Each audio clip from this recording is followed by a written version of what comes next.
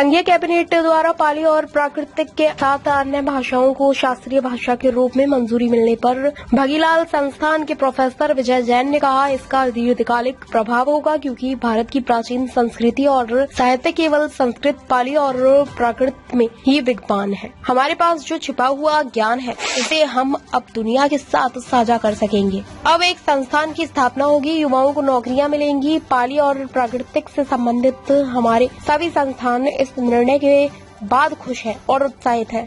हम प्रधानमंत्री और उन सभी का धन्यवाद करते हैं जिन्होंने इसे संभव बनाया। आगामी परिणाम हमको प्राप्त होंगे क्योंकि भारतीय संस्कृति संस्कृत, पाली एवं प्राकृत में ही प्राप्त होती है। आज से 2000 साल 1500 साल पहले का जो भी साहित्य है समाज का, चाहे संस्कृति, धर्म, वह इस पाली प्राकृत भाषा में ही प्राप्त होता है। तो इस तरह से यह जो छिपा हुआ ज्ञान है यह उजागर हो सकेगा और भारत की प्रतिष्ठा विश्व में फिर से पुनः स्थापित होगी, क्योंकि यह जो ज्ञान है आज हम विश्व को भी दे सकते हैं।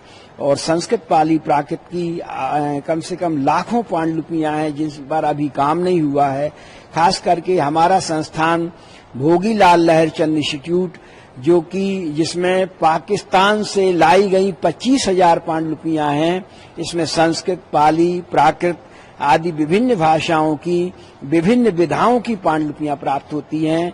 इसमें साहित्य, व्याकरण, ज्योतिष, आयुर्वेद, विदेशों से भी लोग आकर के हमारा ज्ञान ले जाते हैं। जब अब हमको शास्त्रीय दर्जा प्राप्त हो गया है तो अब शासकीय सहायता के माध्यम से एक शासकीय संस्था स्थापित होगी, विद्वानों को प्रोत्साहन मिलेगा, छात्रों को रोजगार प्राप्त होगा और अच्छा एक उत्साह का माहौल बन गया है। 2 दिन से सभी हमारे पाली प्राकृत के विद्वान एवं संस्थाएं खुशी प्रकट कर रहे हैं, एक उत्साह का माहौल है।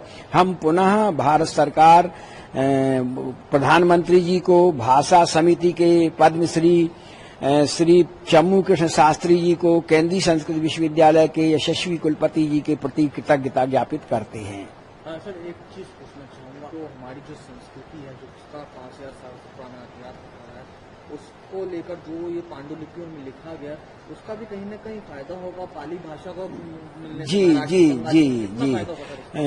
जो प्राचीन लिपियां हैं, प्राचीन भाषाएं हैं, उनका संबंध नवीन भाषाओं से है, लेकिन आज सभी लोग उसको नहीं पढ़ पाते हैं। तो जो हमारे गहन अध्येता विद्वान हैं वह जब तक उसमें काम नहीं करेंगे वह ज्ञान हमको प्रकट होगा। इसके लिए अच्छा खासा एक बजट की आवश्यकता होती है जो शासकीय सहायता की अपेक्षा करती है। तो अब इसमें 2022 का जो नई शिक्षा नीति है उसमें एक संकल्प किया गया है कि सभी शास्त्रीय भाषाओं का एक एक केंद्रीय संस्था खुलेगी। तो जब एक केंद्रीय सरकार की संस्था खुलेगी तो निश्चित रूप से व्यवस्थित रूप से एक डॉक्यूमेंटेशन होगा, जो हमारी धरोहर है वह उजागर होगी। नवीन जो हमारी विधाएं हैं उसमें हम लोग उस मैटर को उपलब्ध करा सकेंगे। इस तरह के विविध प्रकार के हम लोगों को लाभ इससे प्राप्त होंगे। सर, भाषा को लेकर कितना फायदा होगा? जी, आज हम जो देख रहे हैं जितनी भी हमारी आधुनिक भाषाएं हैं, इसका मूल अर्थ हमको अगर जानना है तो हमको संस्कृत, पाली, प्राकृत और अपभ्रंश को जानना पड़ेगा, तभी इन शब्दों के मूल अर्थ को जान पाएंगे। नहीं तो होता क्या है कि जो शब्द प्रचलन में हैं, जो नगर के नाम हैं, गांव के नाम हैं, हम उनको भूलते जा रहे हैं। वह उससे हमारी एक संस्कृति का इतिहास छिपा हुआ है, उसका वह भी उजागर होगा। प्रायः जो हम गांव के नाम, नगर के नाम हैं, वो एक प्रकार से वो सब प्राकृत और अपभ्रंश के माध्यम से स्पष्ट हो सकेंगे। जिस तरह से संस्कृति को संजो कर रखने का आप लोग के उसमें भी सहायता होगी? जी, हमारी संस्कृति को मान्यता तो पहले से है, लेकिन जब एक शासकीय एक प्रकार से जिसको कहते हैं नियम लागू हो जाता है तो जो भी सुविधाएं होती हैं वो स्वतः प्राप्त होने लगती हैं। अभी क्या होता है कि एक एक चीज के लिए हमको सरकार के पास जाना पड़ता है, स्थिति स्पष्ट करनी पड़ती है। अब जब वो शासकीय दर्जा प्राप्त हो जाता है तो एक स्वतः ही, जैसे 15 अभी हमारे पास पहले से 7 संस्थान थे, 5 और हो गए, तो जो भी सुविधाएं भारत सरकार 12 संस्थाओं को देगी वो स्वतः ही पाली प्राकृत को भी प्राप्त हो जाया करेंगी। और एक निश्चित मानदंड के तहत काम शुरू हो जाएगा।